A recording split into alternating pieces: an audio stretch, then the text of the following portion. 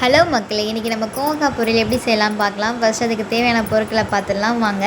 First பார்த்திங்கன்னா கடுகு, உளுத்தம்பருப்பு, கருவேப்பிலை, பூண்டு, மிளகாய்த்தூள், எண்ணெய், உப்பு, வெங்காயம், தக்காளி, அப்புறம் பார்த்திங்கன்னா தேங்காய் துருவி எடுத்து வச்சுக்கலாம், கோவக்காய், அப்புறம் இன்றைக்கி முளை கட்டின மூக்கல்ல நம்ம எடுத்து வச்சுருக்கோம், கருப்பு மூக்கல்ல. இப்போ அடுப்பு ஆன் பண்ணிட்டு குக்கரை வச்சுக்கலாம். குக்கரில் வந்து பார்த்திங்கன்னா தேவையான அளவு தண்ணி சேர்த்துக்கலாம். தண்ணி சேர்த்துட்டு நம்ம நீங்கள் பார்த்திங்கன்னா கோவக்காய் வந்து நீட்டாக கட் பண்ணி எடுத்து வச்சுருக்கோம். அதை சேர்த்துட்டு இன்றைக்கி நம்ம வந்து கருப்பு மூக்கல்ல வந்து நம்ம முளை கட்டின மூக்கல்ல எடுத்துருக்கோம். இது இல்லாதவங்க மூக்கல்ல வந்து பார்த்திங்கன்னா ஊற வச்சு எடுத்து சேர்த்துக்கோங்க. அப்படி வெள்ளை மூக்கல்ல இருக்கவங்க ஒரு நைட்டு ஊற வச்சுன்னா காலைல வந்து செய்கிற மாதிரி இருக்கும். அது இப்படி சேர்த்துக்கோங்க. கருப்பு மூக்கல்ல தான் ஒரு 4லேருந்து 5 ஹவர் ஊற வச்சுக்கோங்க. இப்போ இதை சேர்த்துட்டு தேவையான மிளகாத்தூள் வந்து சேர்த்துட்டு நம்ம குக்கர் வந்து பார்த்திங்கன்னா மூடி போட்டு விசில் போட்டுக்கலாம். இது வந்து பார்த்திங்கன்னா ஒரு 5லேருந்து ஒரு 6 விசில் விட்டிங்கன்னா நல்லா வந்து வெந்துடும்.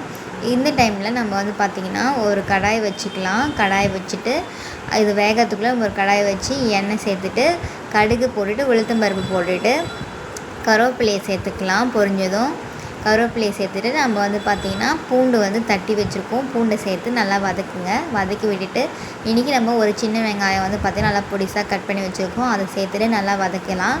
இப்போது வெங்காயம் நல்லா பொன்னிறமாக வந்ததும் தக்காளி சேர்த்துக்கலாம். சின்ன தக்காளியை எடுத்து சேர்த்துக்கலாம்.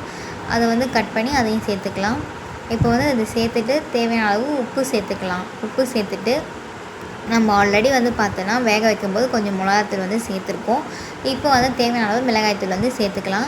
சேர்த்துட்டு நல்லா வந்து வதக்கி விடலாம். வதக்கி விட்டுகிட்டே இருக்கும்போது பார்த்திங்கன்னா நல்லா வந்து இந்த பச்சை மிளகாத்தூள் வந்து பச்சை வாசனை போகிற அளவுக்கு வதக்கணும். இப்போ இந்த டைமில் வந்து பார்த்திங்கன்னா நல்லா வந்து விசில் வந்துச்சு. ஒரு 5லேருந்து 6 விசில் வந்து வந்தோடனே நம்ம ஆஃப் பண்ணிடலாம்.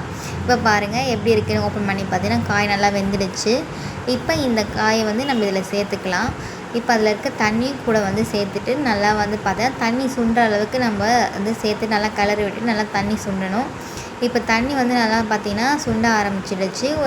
இப்போது ஒரு 5 நிமிஷத்தில் நல்லா சுண்டிடும். இப்போ பார்த்திங்கன்னா எப்படி ட்ரை ஆகிடுச்சு பார்த்திங்களா. இந்த டைமில் நம்ம வந்து தேங்காயை வந்து பார்த்திங்கன்னா துருவி எடுத்து வச்சுருக்கோம் இல்லையா, அந்த தேங்காவை இதில் சேர்த்துக்கலாம். சேர்த்துட்டு நல்லா ஒரு 2 கிளறிட்டு ஆஃப் பண்ணிடலாம். அவ்வளோதான்.